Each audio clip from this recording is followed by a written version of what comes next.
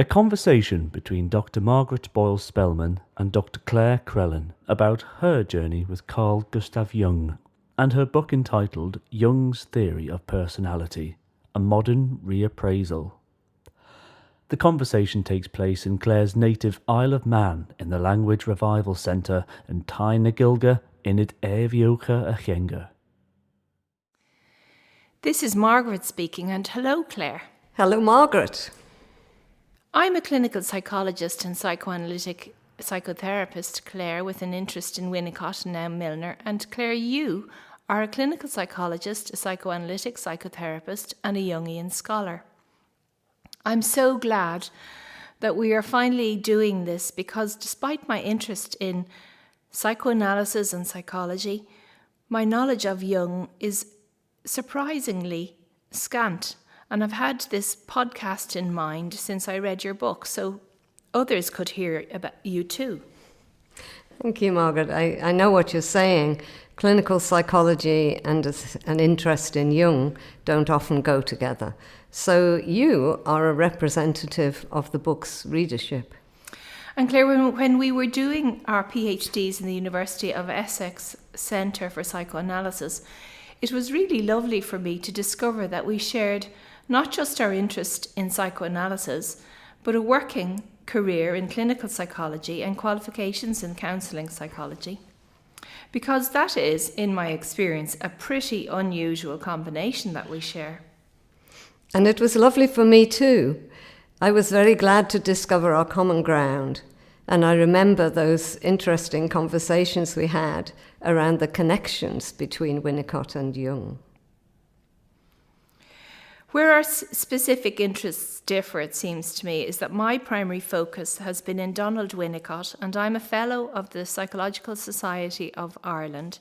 You have a long interest in the work of Carl Gustav Jung and are a fellow of the British Psychological Society, and we're both registered psychoanalytic psychotherapists with the Irish Council for Psychotherapy in my case and the United Kingdom Council for Psychotherapy in yours. Clare, tell us a little of the seeds of these interests in psychology and in Jung. Can you say when it all began? Well, earlier in my life, I'd studied English literature, which has a strong psychological element. But my interest in psychology really began more than 40 years ago. I took my very young son to an educational psychologist. And what I remember is how impressed I was by the scientific approach to testing, but most of all, the far-reaching positive impact on the life of my child and my family. I recognized that these psychological professionals were bringing a worthwhile gift, though I didn't think of becoming a psychologist at this stage. But you saw the value of the psychologist's job. Yes. And meanwhile, my interest in Jung was triggered by my brother. He had suggested that I read Jung's work. I remember reading Man and His Symbols, and that's the book in which Jung contributes a long introductory chapter, and the book was conceived as an introduction to Jung's ideas for the layman. So I read that, and then I continued by following up the references in that book. And then that initial interest was amplified when my first husband and I separated. And in working through the impact of all that, my therapist was a Jungian analyst. Many Jungian analysts also offer their analysans the opportunity to participate in a Jungian study group alongside of their therapy.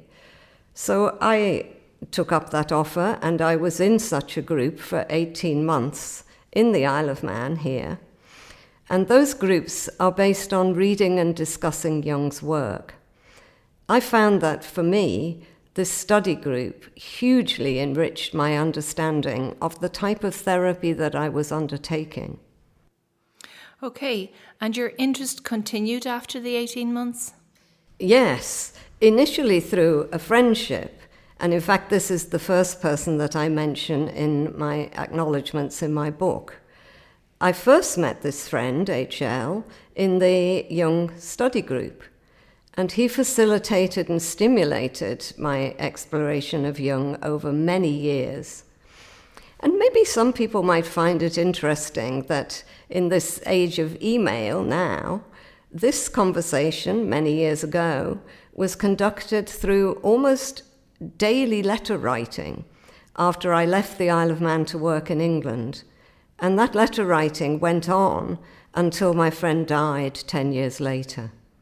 So Clare, it's really interesting to hear how your interest in Jung developed. But how did this take you in the direction of clinical psychology? Up until now, you'd just had that meeting with an educational psychologist. That's true. Well, I hadn't finished my first degree in English literature. Instead, I'd come back to the Isle of Man and ran a bookshop for 5 years. And then as my family got older, I began to think about my career needs and interests. My time in the bookshop, in combination with my Jungian activities, led me away from the idea of finishing my degree in English and towards a degree in psychology. And I know from talking to you earlier that here's where you say it gets a bit complicated. Weren't there a few distinct areas of interest emerging for you at this time? Yes. When I was an undergraduate, there were 3 strands in my psychological interests by then: Jung, history of psychology, and therapeutically applied psychology. And my book incorporates those 3 areas of interest. It was quite hard to bring these together in my life. So while I was doing my psychology degree, I did a 2-year training and qualified as a counsellor, and indeed worked as a counsellor. I also got to know about clinical psychology. On the one hand, I was interested in psychoanalytical psychotherapy from my previous therapy, and on the other, I was fired up by the scientific approach that psychologists take. So I went down the route of clinical psychology training, and only later undertook an additional 5-year training in psychoanalysis. And maybe the reason that you used the word complicated to describe this time is that you had several interests developing in parallel, but I think you bring them together very well in your book. Can you say a little bit about the book? Thank you. Well, the book was written much, much later, after a long career as a clinical psychologist and psychotherapist. And it's based on the PhD that I undertook in my later years as a clinical psychologist and psychotherapist, working in the English National Health Service. When I was writing it, I did think of it as my swan song, as I completed it after I retired. It was the product of accumulated thoughts and investigations. And really, it reflects my reading and my practice of collecting evidence through research papers throughout the 2.5 decades of my working life. Oh, it sounds as though your literature review was happening for 30 years. Yes, indeed, in a way it was. So what was the question you were asking all this time?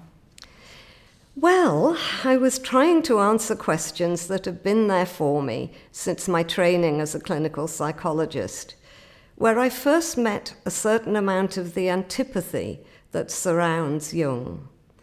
And that adhered to me to a certain extent throughout my career, both as a clinical psychologist and as a psychoanalyst, with a non-Jungian critical analytical training.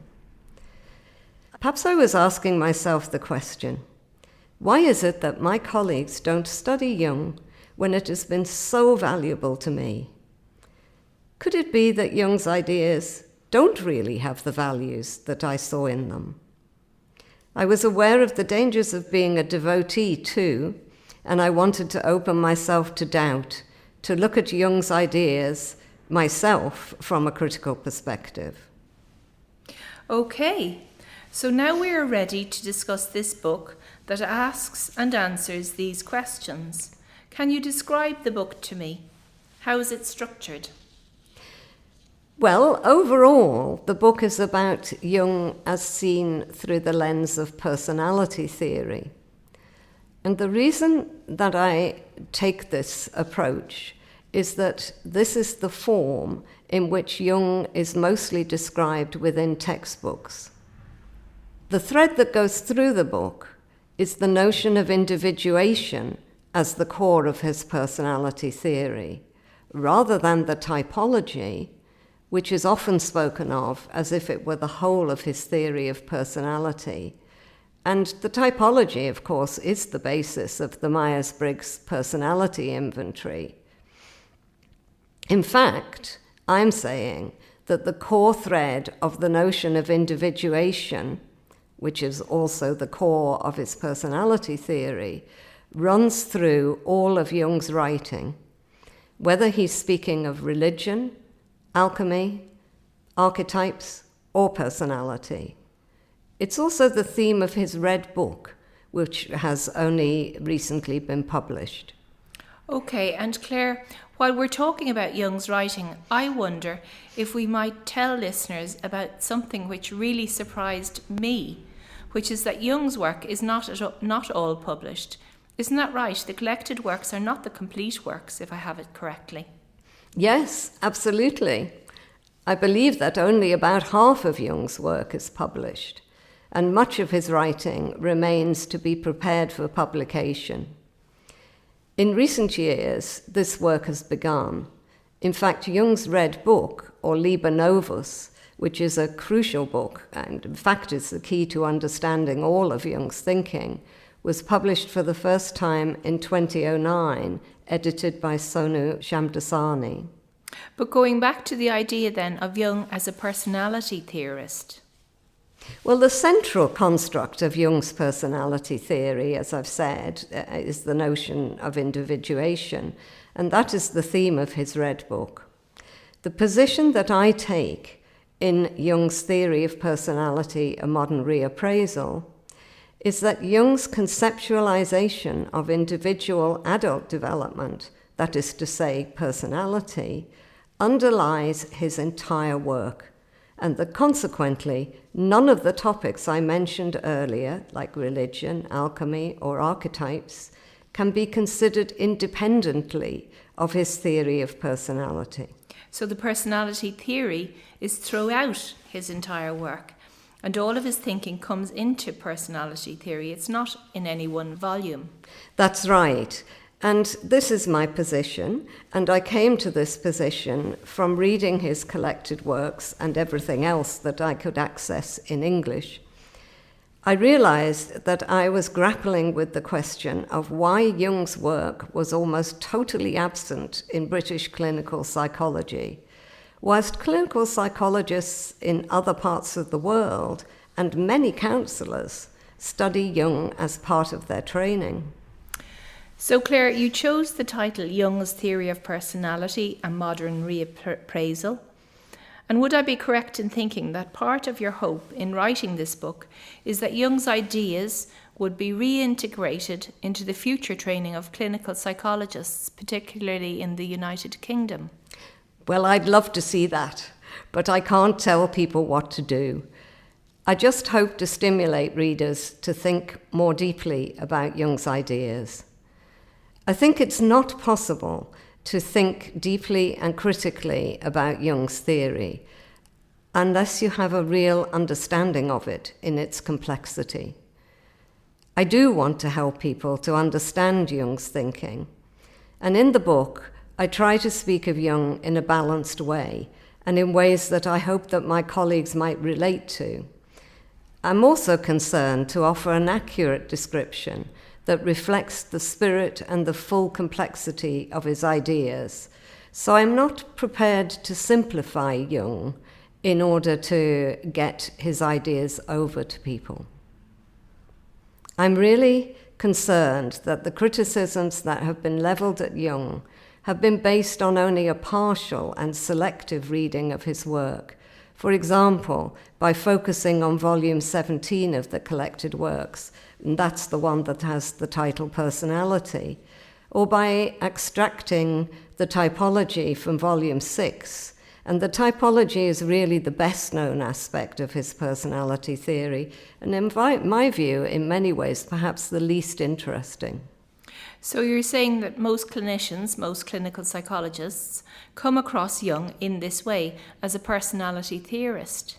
Yes, and my point is they come across him partially, if they come across his work at all. But it's curious that counsellors, counselling psychologists, and many psychoanalytical psychotherapists tend to view Jung's work from a broader perspective. And when you say broader perspective, what are you including there, Claire? Well, Jung as a psychotherapist, Jung as a psychoanalytical thinker, Jung as a philosopher. These are the things I'm thinking of. There's also a side of Jung that's an inspiration to creativity in the arts that is based on his work on imagination. Okay, but your book focused on Jung as a theorist of personality. So, what's in the book? How is it structured? Well, the book is in two parts. The first part, the theory itself, describes Jung's work as I see it. The second part is more empirical. It's an evaluation and reappraisal of Jung's personality theory. It includes a history of its portrayal in the textbooks of personality theory. Okay, so let's look at the first part first. Okay, so part one describes the aspects of Jung's theory of personality that I see as being of crucial importance. And I'm recognizing that this is a subjective choice. I see my task in the first part of the book as being to define and explain what I think constitutes Jung's theory of personality and why I think it permeates his entire work. And after I've introduced what you might call my take on Jung's theory of personality, there are 4 subsequent chapters in this first part, and these develop challenging but important aspects of his theory more deeply. So, Chapter 2 focuses on the place of religion in his personality theory. Chapter 3 draws comparisons with extracts from Jung's Red Book and deals with the volume Psychological Types. This is where Jung is dealing with creativity and active imagination and its relation to personality development. Chapter 4 explores the connection between alchemy and individuation, and Chapter 5 elucidates the role of the archetype in personality and in individuation. So, Claire, there's a lot there, and just to reiterate, after the introduction in this first part of your book, we have Chapter 2 on the place of religion in his personality theory, Chapter 3 on psychological types, creativity and active imagination, Chapter 4 linking alchemy and individuation, and Chapter 5 which explains the role of the archetype in personality and in individuation.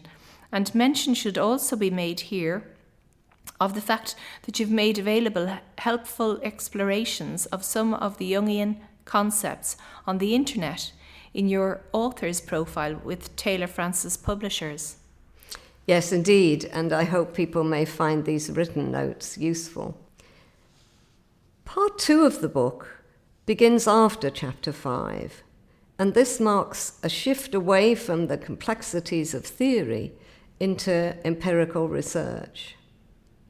Well, I have to say that I'm glad that there is this second part, because even with my interest in psychoanalysis, when I read the opening paragraphs of the book, the words alchemy and religion, I was worried. But here in the second part, you really show yourself in your scientist, practitioner, clinical psychologist colours. Yes, you could say so. So, we are now on to the second part of the book. Yes.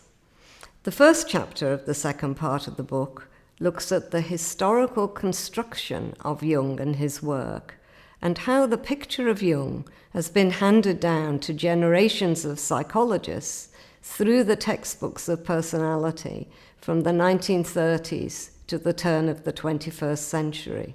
And what were the results of this piece of historical research? Well, the research showed striking differences between North American and British textbooks in their treatment of Jung's work, and that errors and misperceptions of Jung's ideas were present in every decade. Also, only a minority of the North American texts were actually hostile to Jung's ideas. In general, there were fewer British textbooks on personality theory, and most of those are either hostile or dismissive. No British textbook on personality gave substantial space to Jung's theory or attempted to describe it comprehensively. In fact, British textbooks, the few of them that there are, tended to mention only the concepts of introversion and extroversion. So I imagine you felt Jung was being grossly reduced there. Yes, certainly.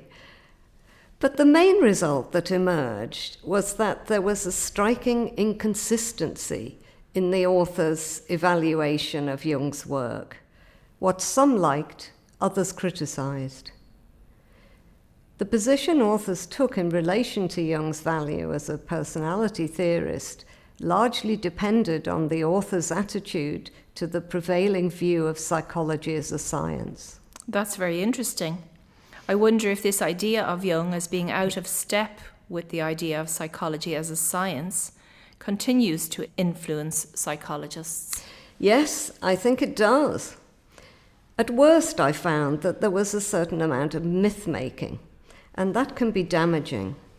For example, the use of the terms disciple and doctrine by Thorpe in the 1930s in the United States, which was repeated again and again by Eysenck in Britain in the 1950s, and that implied religious dogma and cult formation. And that wouldn't help at all when psychologists want to be seen as scientists. Indeed not. Many psychologists then and now regard Jung's theory as invalid, and often after having read only a limited selection of Jung's work. I'm suggesting, through this research, that they were put off by the treatment of Jung's ideas by the textbook authors. For example, dismissing Jung's concept of the unconscious as unscientific speculation, as Levy did in 1970, is not only to imply that Jung's theory has no validity, but it suggests that this opinion is so true that it needs no justification. And there are several further examples of textbook writers using sarcasm to denigrate the value of Jung's work. On the other hand, I did find examples of textbooks in the United States that expound Jung's ideas well and in great depth. And you've explained a lot about the history of Jung's theory there. But there are 2 more chapters in part 2 of the book. What do they deal with? Well, these chapters get into some pretty deep waters because they deal with the question of how you evaluate a theory. So these chapters are where I ask myself, as a clinical psychologist and psychoanalytical psychotherapist, how a theory like Jung's can be evaluated.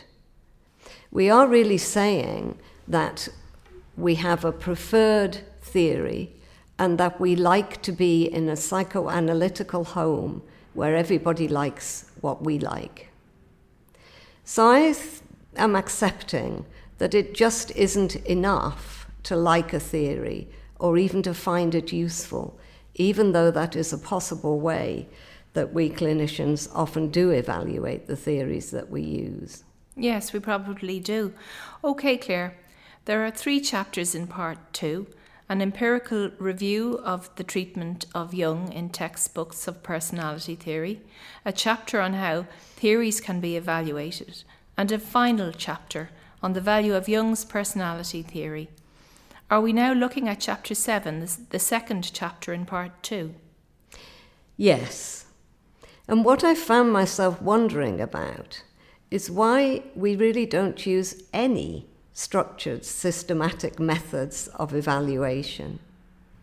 At best, we base all our evaluations of theory on one criterion, that is, on the ability of a theory to generate research. But what I want to emphasize here is that there are other important criteria. So is that why Chapter 7 looks at criteria of evaluating personality theories? Yes, as well as including the criteria already used by the textbook authors that I came across. In this chapter, I suggest a much more expanded set of criteria. And in your book, that is very clearly illustrated. Maybe you could say what you did there. Yes. Well, briefly, having gathered the criteria that were used by the authors of the textbooks, I proposed an expanded alternative, and I suggest better, framework for evaluating comprehensive personality theories. And I'll just explain the steps of the framework that I created. We start with an expanded and more appropriate set of criteria for evaluating personality theories. That's step 1. Step 2, we apply these, in the case of Jung, to the key concepts of his theory of personality. Step 3 is to consider these in relation to evidence from various sources. And finally, step 4 is to compare this with Jung's own evaluation of his work.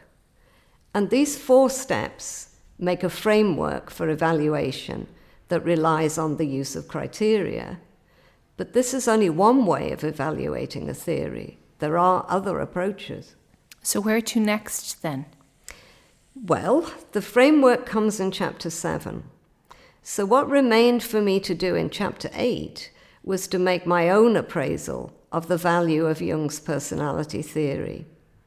And for that, I used my criteria-based framework and other more global approaches to theory evaluation. Well, I know, Clare, that in Chapters 7 and 8, you move into an area that is pretty laden with concepts and technical language, and one that overlaps with philosophy of science. Can you just take us through it? You've talked about criteria-based evaluation, but global approaches. What do you mean by global approaches?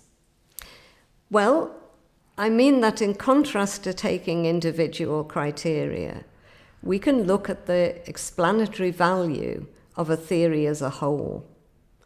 So my framework needs to be seen in the context of other approaches. And the framework is concordant with the principles of an approach which is known as inference to the best explanation.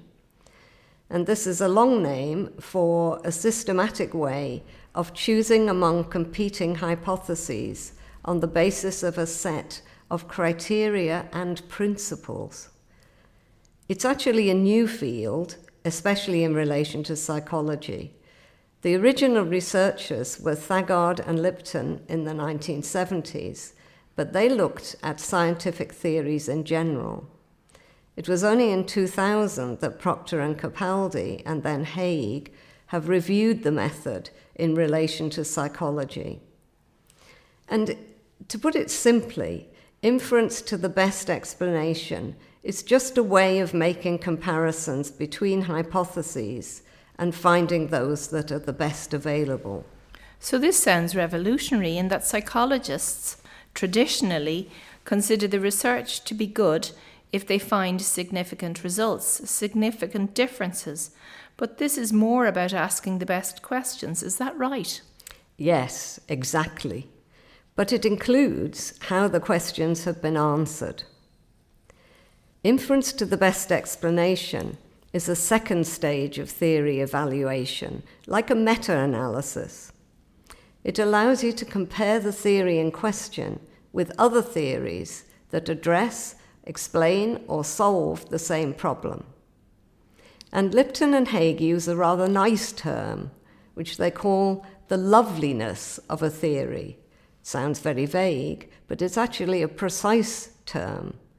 It incorporates virtues like unificatory power, scope, and precision. And it doesn't have to be formally applied. I agree with Haig that anyone who is using criteria is already using an inference approach. And in your book, you wanted to apply this approach to evaluating Jung's theory. Well, I did. But it would be naive to assume that evaluating Jung's theory using inference to the best explanation is simply a matter of deciding on criteria and ticking the boxes.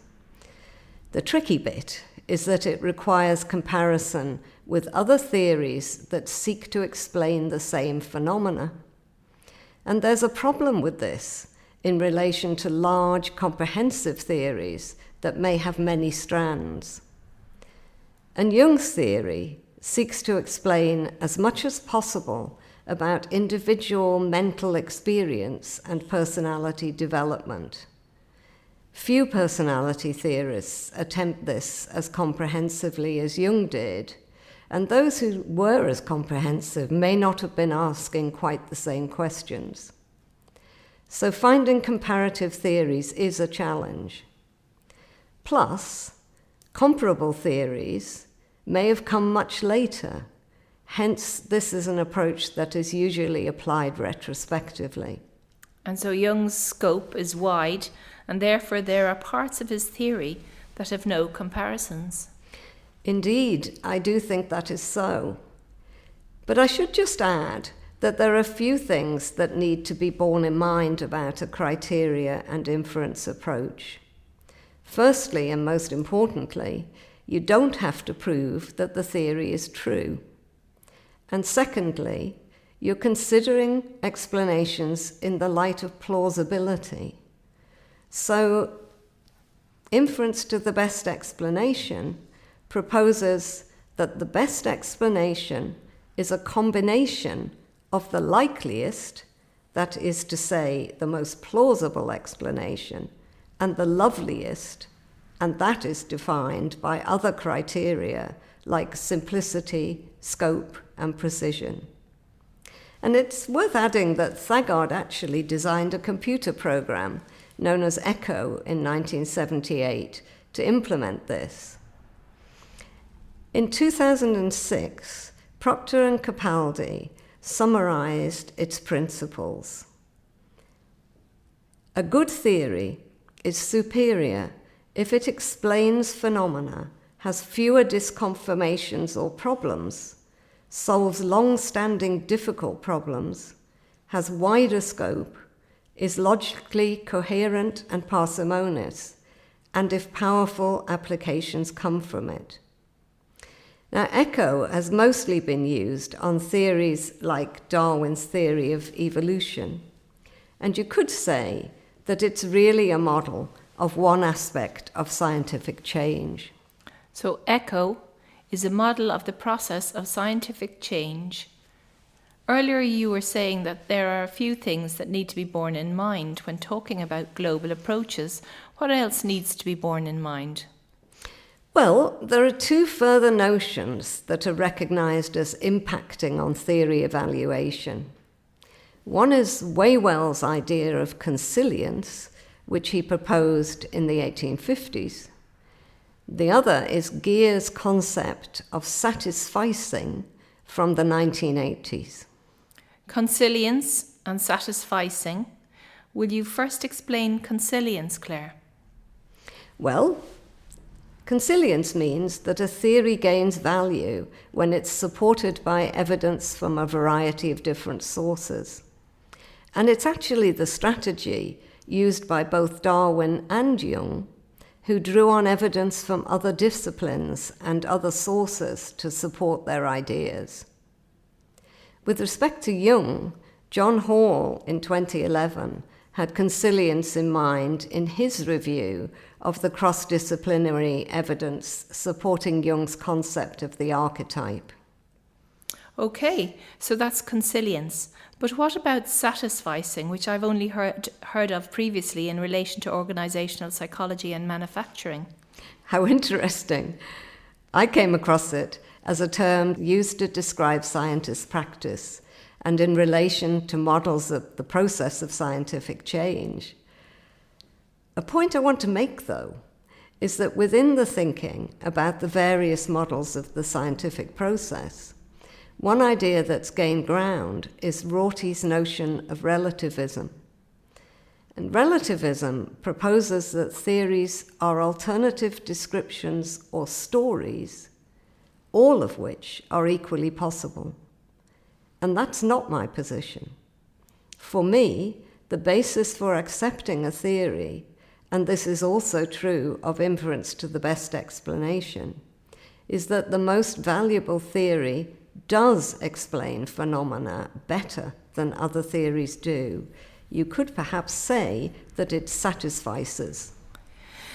So, what you're saying in Chapter 8 is that criteria-based evaluation benefits from this other layer of evaluation, which you refer to as systematic global evaluation, an example being inference to the best explanation. Is that a good summary?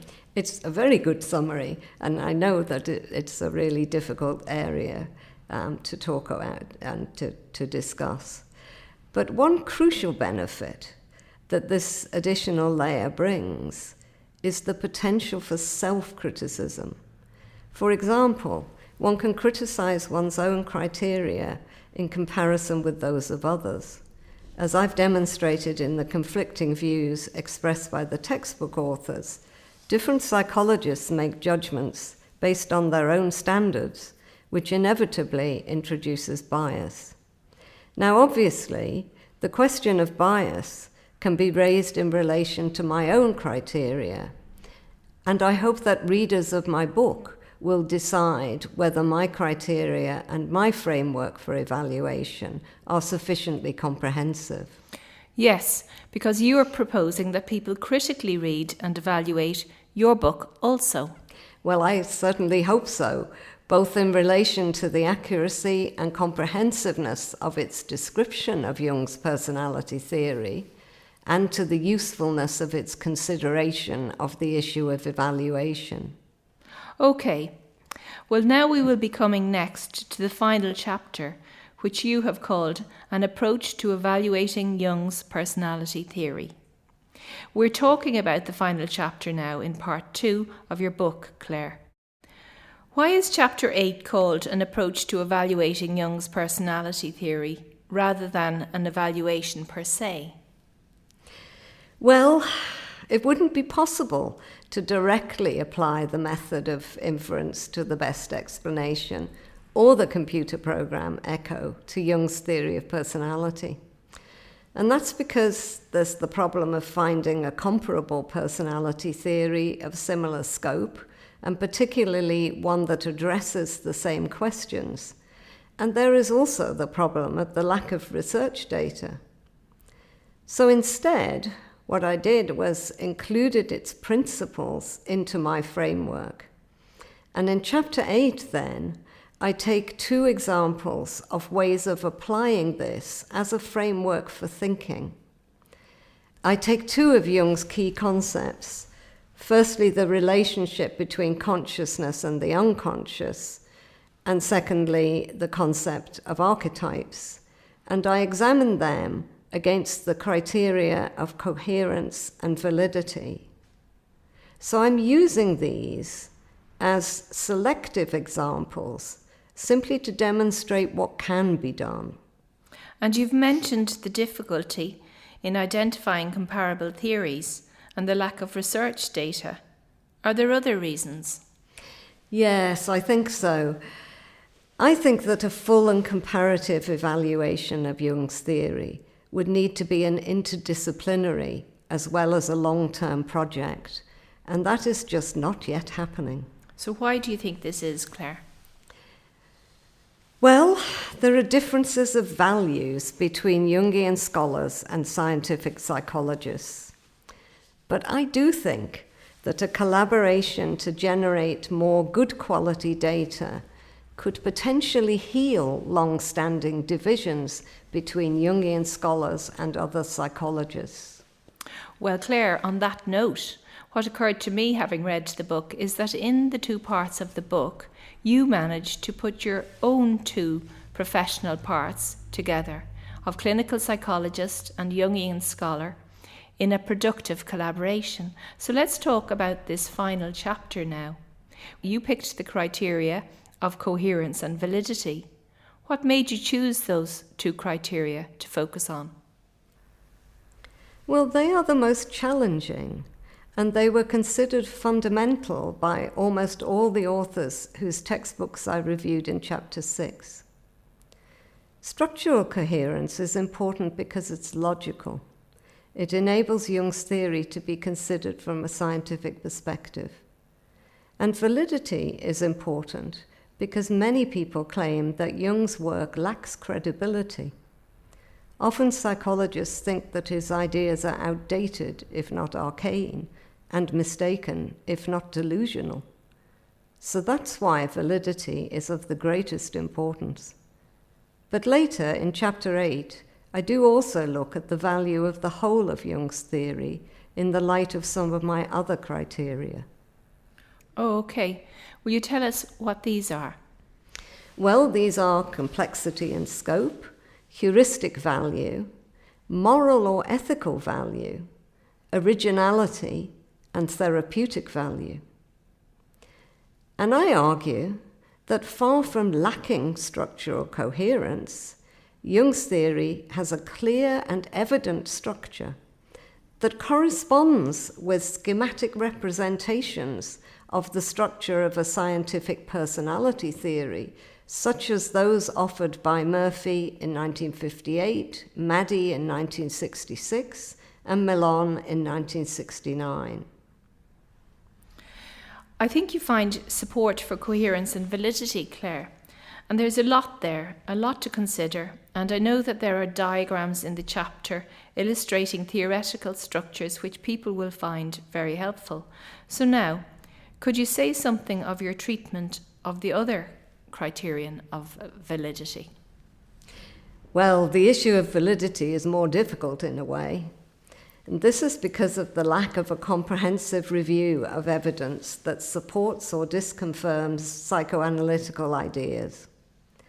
I know that there have been important reviews by neuroscience research specialists like Damasio and Shaw, which psychoanalysts examine for evidence that supports psychoanalytical ideas.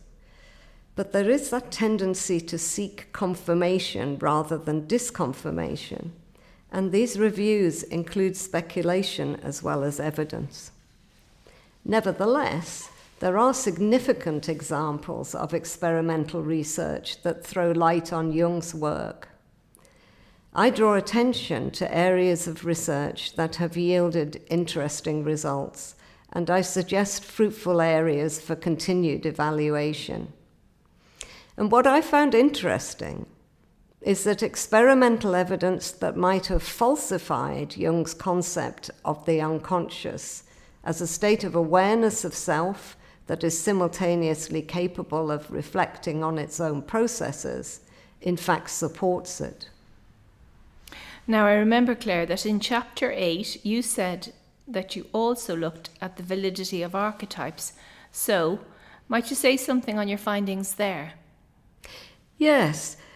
Surprisingly, given the importance of the concept of archetypes in Jung's work, scholars have only recently begun to gather experimental work that could support or falsify Jung's concept of the archetype as a driving force, somewhat like the concept of instinct, which can motivate and shape behavior and attitudes.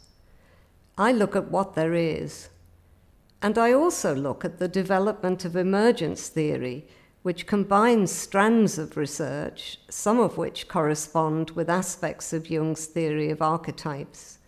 For example, the capacity of simple structures to spontaneously generate complex structures in a self-organized way. You could ask, could archetypes, like the brain itself, be the result of an emergent process? But the analogy isn't complete, because emergence theory also suggests that there is no awareness and no guiding image or idea. I'll just explain that. For example, an egg isn't aware of becoming a chicken, but a human person does, to a degree, know what they are becoming. Self-awareness and archetypes can be understood as an emergent property of the brain's neural networks, and I think that is an area of great promise for future and more detailed research. As things stand at present, though, the theory of archetypes and their involvement in a process of individuation has neither been refuted nor completely demonstrated. And this is a question that John Hall, more than anyone else, is grappling with. And I imagine that clinical psychologists would be relieved that Jung's theory and neuroscientific research are considered together, Clare. A reassuringly scholarly and scientific approach. Is there more in your book's final chapter? Yes, there is. This is where I consider Jung's personality theory against the other criteria from my framework that I mentioned earlier. Those were complexity of scope, heuristic value, morality and ethical value, originality, therapeutic value. And now I'm talking about the whole of Jung's theory of personality. And we're starting with complexity and scope. Yes. And one thing I'd like to mention in relation to complexity and scope is that Progoff, in the 1950s, believed that Jung's insights about archetypal symbols, both in the individual psyche and within a culture, opened a totally new area of the study of historical symbols. And moving on with regard to evaluating the heuristic value of Jung's theory, I mentioned that there's more to do in establishing a solid base of research. Several textbook authors argued that systematic testing of Jung's hypotheses is feasible, particularly with respect to the typology. However, the prevailing view is that Jung's metaphysical concepts, such as archetypes, may not be amenable to testing. And I think that this partly reflects a disinclination of many Jung scholars to work creatively with quantitative data in experimental paradigms. And what's becoming apparent here is that the methods that preoccupy clinical psychologists leave analytical psychologists cold, and it's a problem for the future of research. Yes, it is. But I think it's also a question of psychologists' lack of interest in Jung's work and their consequent failure to take on the challenge of working experimentally with his theoretical concepts. Other aspects of Jung's work on personality did generate a research program, but its trajectory was limited. I'm thinking of the extensive work on the collective unconscious carried out by Marie-Louise von Franz, who also carried on Jung's alchemical research. And there have been significant onward developments of Jung's ideas on personality, such as in the theories of Michael Fordham, Erich Neumann, and James Hillman, plus the development of significant new therapies, such as art psychotherapy and adult sandplay therapies. These are all based on Jung's concept of individuation.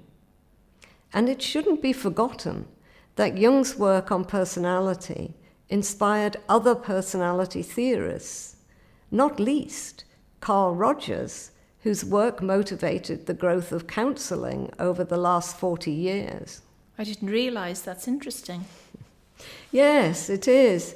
So I think in a way Jung left a valuable legacy in terms of the questions that interested him. Questions about the existence, nature, and function of archetypes.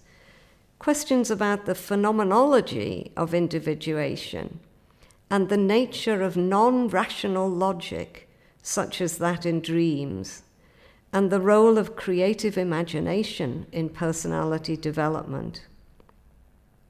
The recent preparation and bringing to publication of some of Jung's unpublished work has promoted a lot of new Jungian scholarship and brought academic standards and multidisciplinary breadth of vision into the Jungian field.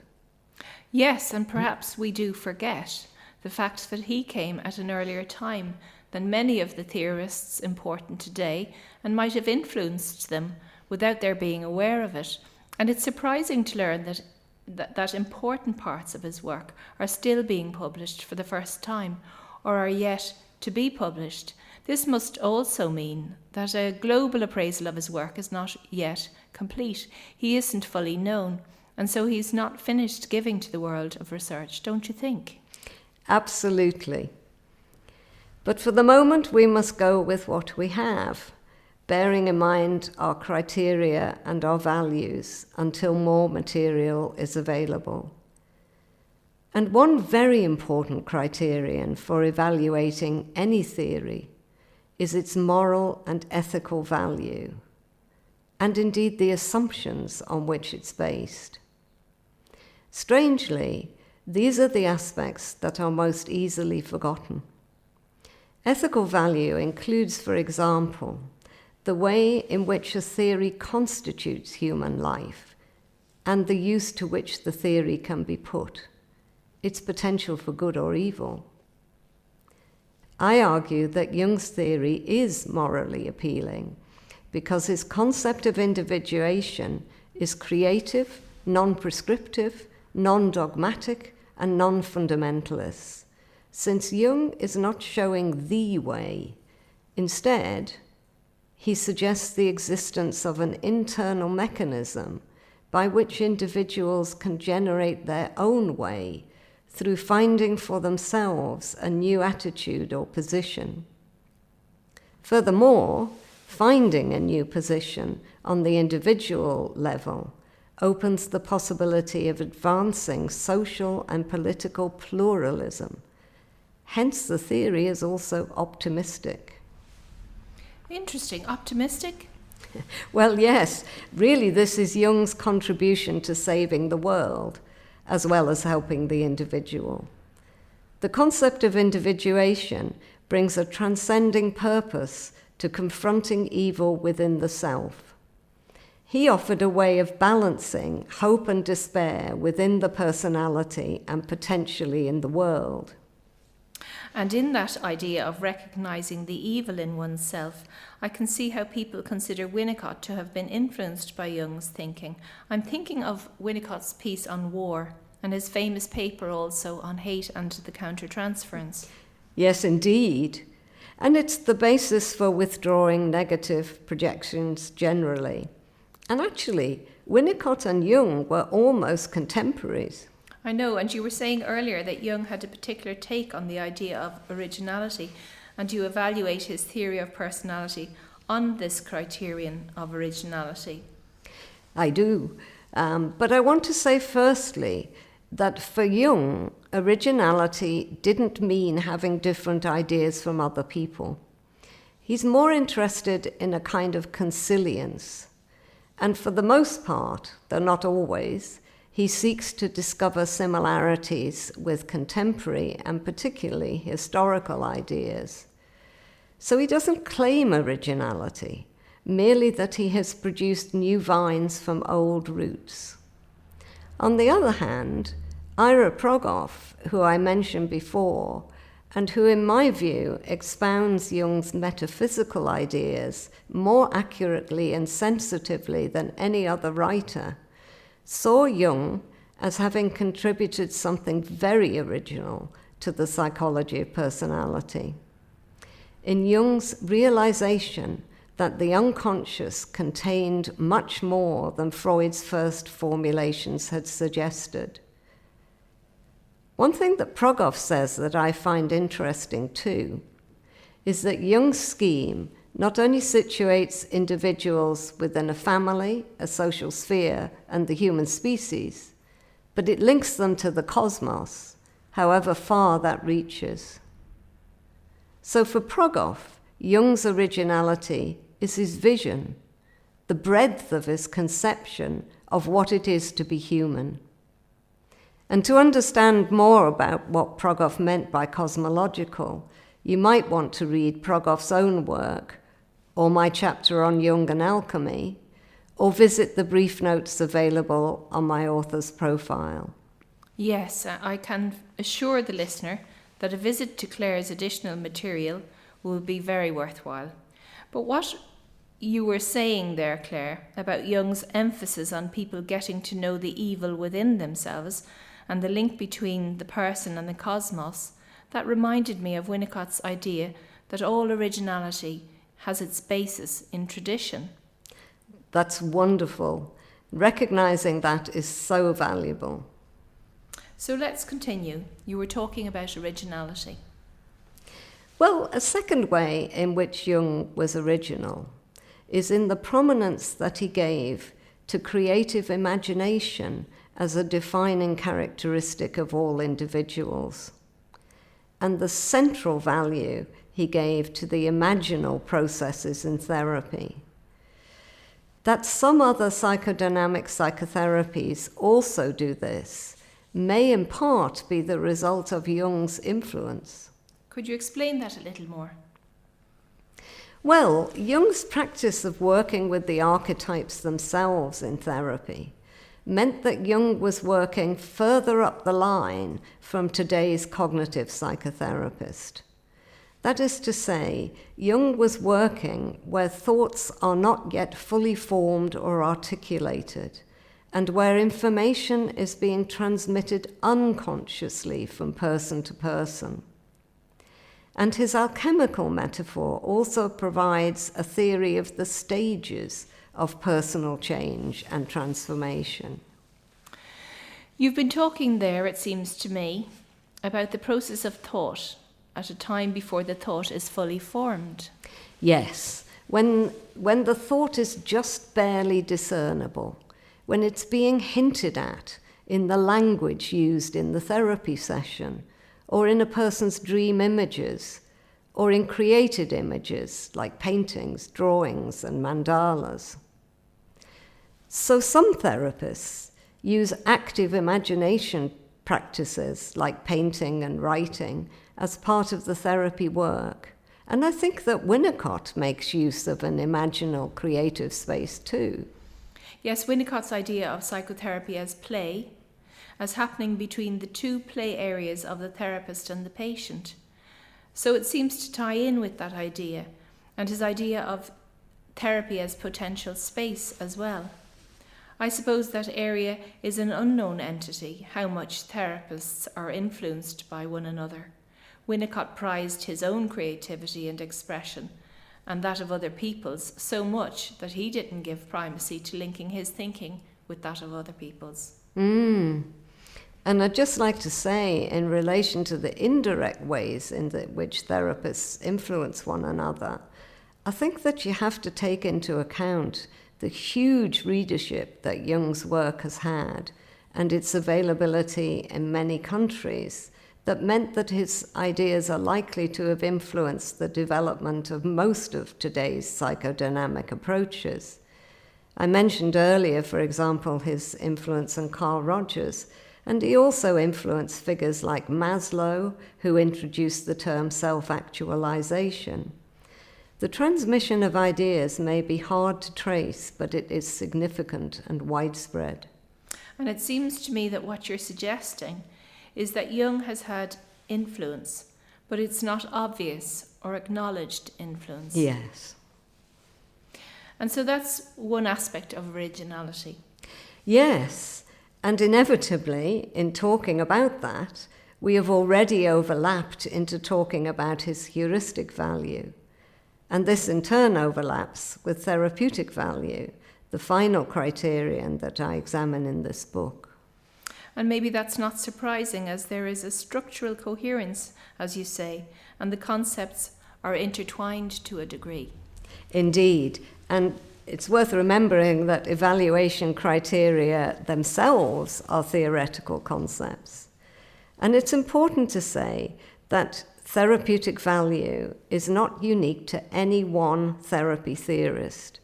Assessing therapeutic value is a matter of pulling out the therapeutic values that adhere to any theory of psychotherapy. And as clinical psychologists and as psychotherapists, we both know that this should involve outcome data. And we also know that all psychotherapies suffer from a lack of outcome data, and this is a situation that needs to be rectified. But outcomes are not the only indicators of the therapeutic value of a theory. And as we were saying just now, therapeutic and moral value are linked. Outcome measures are traditionally considered to be the indicators of therapeutic value, maybe? Yes, they are. But I don't think we have to be too narrow about that.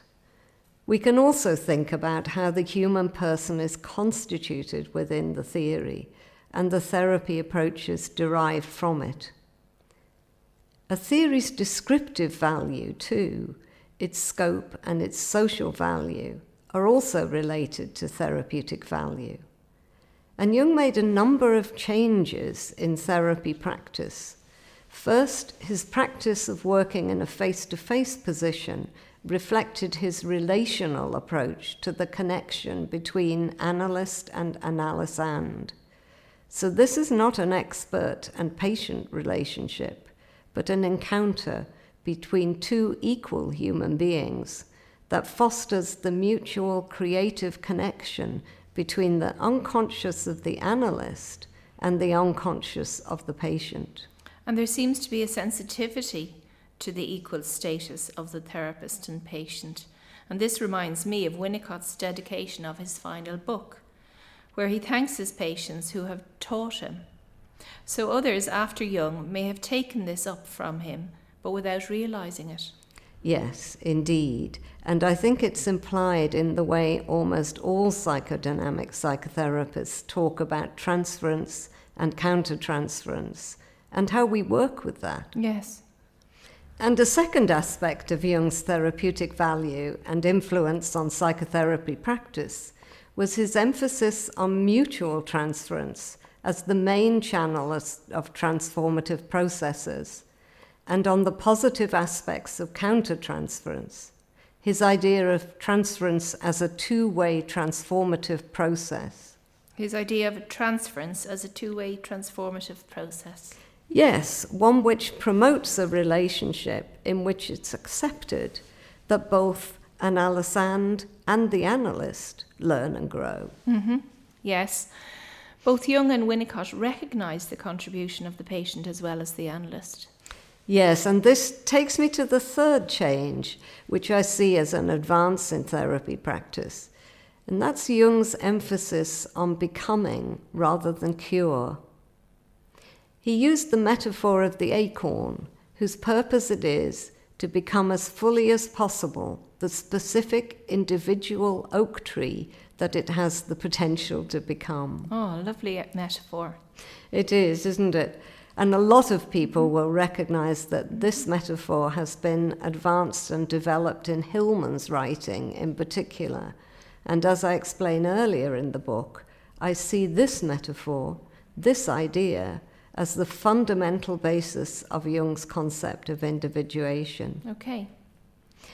But before I leave therapeutic value, there's a fourth point, and that is the importance that Jung gave to inherited aspects of the personality, including archetypes in their accessible forms, and the benefit of bringing these into conscious awareness. And it's worth bearing in mind here that this is a much disputed point. The question of whether there are any inherited psychic contents, like archetypes and instincts, or not, requires much more investigation. Okay, so archetypes and the issues around archetypes will need more research. And you, Claire, because there is so much to say about archetypes and other concepts of Jung's, have addressed this in your chapter on archetypes. Yes, both in chapter 5 of my book and in the notes that I've made available on my author's profile. But to return to the potential value of Jung's concept of the archetypes and the way they can act like guiding fingers, for better or for worse, there may be particular value in some therapy situations in Jung's idea that the dead can have influence and restrict people's range of psychological freedom. Can you say a little bit more about that? Well, I'm thinking of Jung's notion of the unlived life, the idea that aspects of life that have not been fully lived by previous generations can create difficulty for living life from one's own nature. The therapeutic value is that when unconscious knowledge of this kind is made conscious, the result is an increase in the individual's perception of their own freedom, their freedom to be what they need to be. Okay. You're reminding me of Adam Phillips' idea that we can spend much time of our lives running errands for dead parents. Indeed, that's wonderful and expressed in a very neat and striking way. Yes, I think so too. And it can block the person's development of their own authenticity, their true self, if you like. Because of this, I think that one of Jung's pioneering contributions was this recognition of the psychological grip of ancestral inheritance. And I think that that can make otherwise puzzling phenomena seem understandable and therapeutically accessible. We've spoken of your background, Clare, as a psychologist and psychotherapist, and you've given an idea of what is in the book, using the book's structure as a template.